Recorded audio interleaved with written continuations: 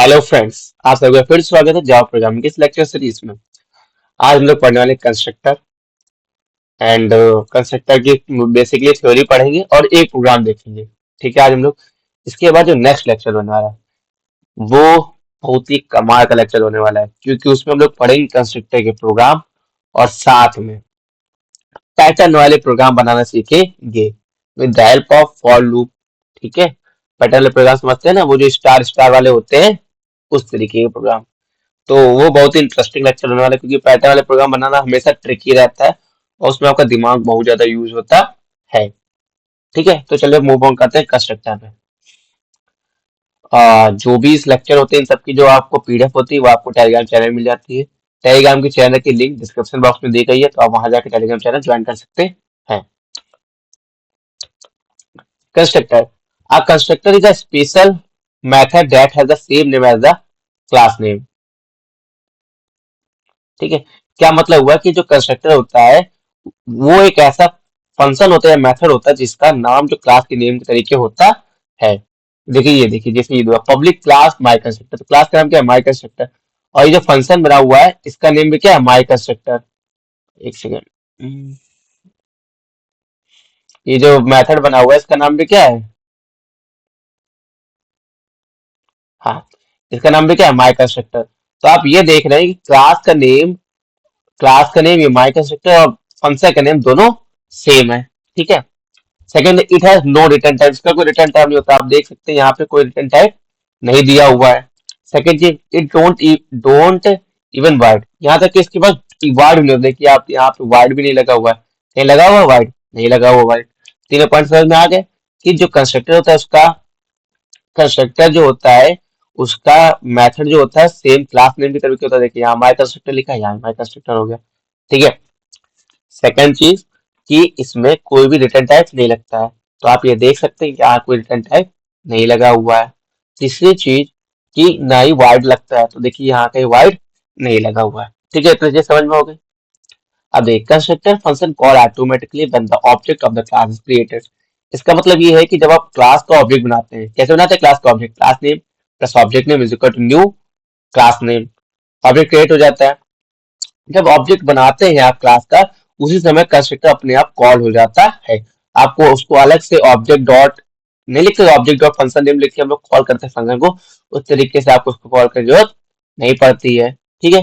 Constructor could not be static, constructor कभी static नहीं होता है। रीजन, क्योंकि कंस्ट्रक्टर हर टाइम कॉल होना पड़ता है। यदि आप कंस्ट्रक्टर स्टैटिक बना दोगे तो वो कॉल नहीं हो पाएगा। Constructor can also be overload, जैसे मेथड ओवरलोडिंग हम लोग ने पढ़ी है, सेम ऐसे ही कंस्ट्रक्टर ओवरलोड भी होता है। Constructor should not be private, constructor private नहीं होना चाहिए। क्यों ना चाहिए? इसका जवाब खुद देंगे आप। क्यों नहीं होना चाहिए? तो ओनली रीजन कंस्ट्रक्टर प्राइवेट नहीं होना चाहिए, क्योंकि वही बात, कंस्ट्रक्टर प्राइवेट कर देंगे तो जब उसको ऑब्जेक्ट बना के हम लोग उसको कॉल करेंगे या ऑब्जेक्ट बनाएंगे तो अपने आप इन्वोक या कॉल नहीं हो पाएगा, क्योंकि वो प्राइवेट होगा। ठीक है, प्राइवेट हो जाएगा, या फिर ये समझ इस तरीके से समझो, जब कंस्ट्रक्टर क्या करेगा प्राइवेट हो जाएगा तो दूसरे फंक्शन में उसकी कोई वैल्यू पास नहीं करेगी, जबकि वो कंस्ट्रक्टर की इन्वोक करना बहुत जरूरी होता है। ठीक है, ये प्रोग्राम आपने देख लिया। पब्लिक क्लास माई कंस्ट्रक्टर देखिए, क्लास नेम ऑब्जेक्ट नेम दोनों सेम है, वाइड भी नहीं लगा हुआ है, ना कोई रिटर्न टाइप लगा हुआ है। इसके अंदर आप कंस्ट्रक्टर की बॉडी दे देंगे और बाकी यदि क्लास के अंदर कुछ डालना है तो यहाँ डाल देंगे। ठीक। नाउ टाइप्स ऑफ कंस्ट्रक्टर, तो कितने टाइप्स के कंस्ट्रक्टर होते हैं? टू टाइप्स के होते हैं, डिफॉल्ट कंस्ट्रक्टर और नॉन पैरामीटराइज्ड कंस्ट्रक्टर, और एक पैरामीटराइज्ड कंस्ट्रक्टर। तो डिफॉल्ट कंस्ट्रक्टर क्या होता है? Constructor that has no parameter, जिसकी कोई पैरामीटर नहीं होता है। It is used to initialize the default value of the class variable. ये क्या करता है? क्लास वेरिएबल के डिफॉल्ट वैल्यूज, यानी जैसे हम लोग ऊपर इंट ए बी दे रहे हैं तो उसके अंदर लोग क्या डालेंगे? A is equal to 0 and B is equal to 0, यानी डिफॉल्ट वैल्यू इनिशियलाइज कर जाता है। Public class default constructor, public class default constructor, default constructor बनाया, देखिए क्लास नेम देखिए और ये ऑब्जेक्ट नेम देखिए, दोनों क्लास नेम और फंक्शन नेम दोनों सेम है। ठीक है, ये क्लास का नेम, ये क्लास का नेम देखिए, ये ये फंक्शन का नेम, दोनों ही सेम है। ठीक है, उसके अंदर कोई पैरामीटर पास नहीं किया गया, इसलिए नॉन पैरामीटराइज्ड कंस्ट्रक्टर है। ठीक है, मेन फंक्शन हो गया, क्लास का देखिए ऑब्जेक्ट बना है और जैसे ही क्लास का ऑब्जेक्ट बनेगा ये अपने आप यहाँ कॉल हो जाएगा। ठीक है, parameterized constructor, a constructor that has parameter. ठीक है, जैसे अब देखिए पब्लिक क्लास, ये देख क्लास का नेम ऑब्जेक्ट नेम। अब इस ऑब्जेक्ट के अंदर एक पैरामीटर पास किया गया, ये देखिए, ठीक है। सिस्टम आउट ऑफ प्रिंटलन ए को प्रिंट करा दिया गया है। पब्लिक यहाँ पे क्लास पब्लिक में जैसे ही क्लास पब्लिक में ये अपने आप कॉल हो जाएगा, यानी ये ए की जो भी वैल्यू आप देंगे प्रिंट हो जाएगी, जबकि हमको यहाँ पे वैल्यू देनी पड़ेगी। यहाँ पे क्या दे सकते हैं हम लोग, यहाँ 9 दे सकते हैं, ठीक है। एक सेकेंड, इसको मैं और सही करता हूँ, इसको मैं सही करता हूँ थोड़ा सा, ठीक है। इसके यहाँ क्या होगा, यहाँ पे ऐसे मान लीजिए, यहाँ 9 दे रहे हैं हम लोग इसको, और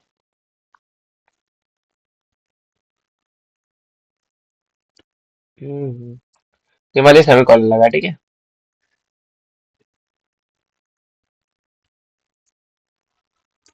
समझ में आया?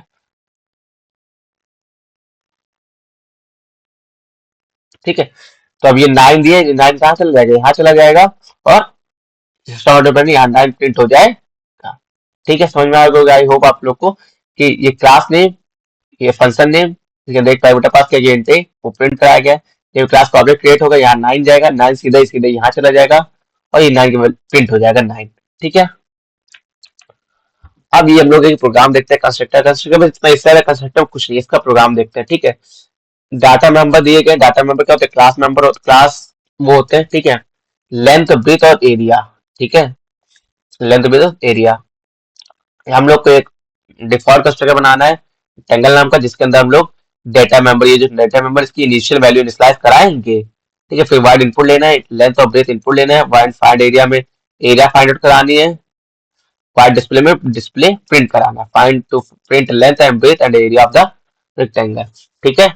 चलिए करते हैं चल के इसको। हाँ, VS कोड में जाना था। ठीक है। ये कंस्ट्रक्टर नाम का मैंने एक वो बना लिया है फाइल अपनी, फोल्डर, जिसके अंदर हम लोग एक फाइल बनाएंगे। क्या बनाएंगे, रेक्टेंगल, रेक्टेंगल डॉट जावा। यस, बना लिया हम लोग rectangle dot Java.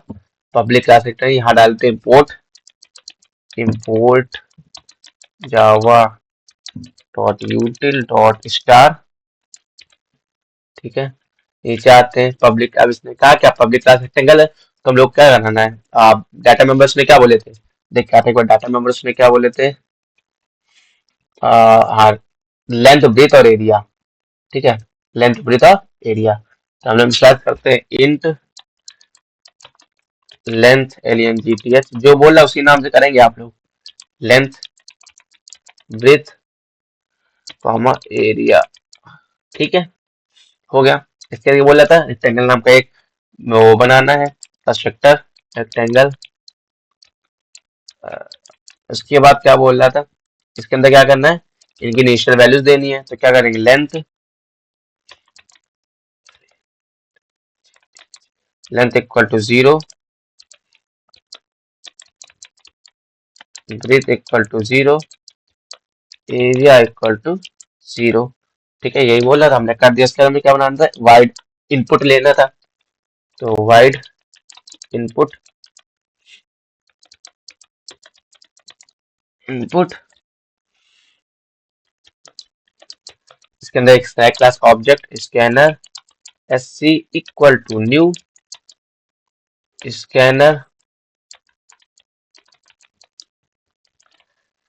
System dot in,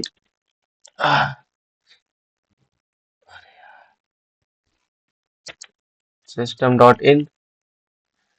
ठीक है, सिस्टम डॉट इन। ठीक है, स्कैनर क्लास का ऑब्जेक्ट बन गया। अब क्या करना है हमको, क्या करना है, इनपुट लेना है। ठीक है, तो enter the length, system dot out println, enter the length, LENGTH, enter the length. तो किसी लेंथ में स्टोर करा, तो LENGTH, length is equal to SC dot next int. ठीक है, system dot out dot println, enter the breadth. ठीक है, enter the breathe.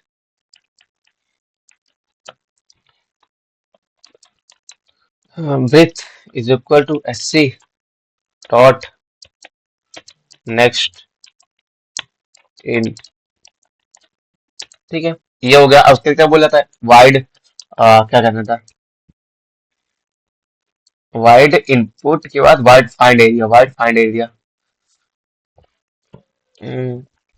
Wide find एक एरिया, ये था, ये बनाया, ठीक है। उसके बाद क्या करना है, अब फिर से हमें क्या करना है, एरिया, एरिया निकालिए, तो एरिया क्या था, area is equal to L into B, ठीक है, बस इतना ही करना है, यहाँ पे कुछ नहीं करना है। एल इंटू बी क्या लिखा है, एलियन की लेंथ, और इसको, ठीक है, ये करना है। इसका वाइड डिस्प्ले था, जहां पे हमको डिस्प्ले कराना है, तो वाइड डिस्प्ले, ठीक है।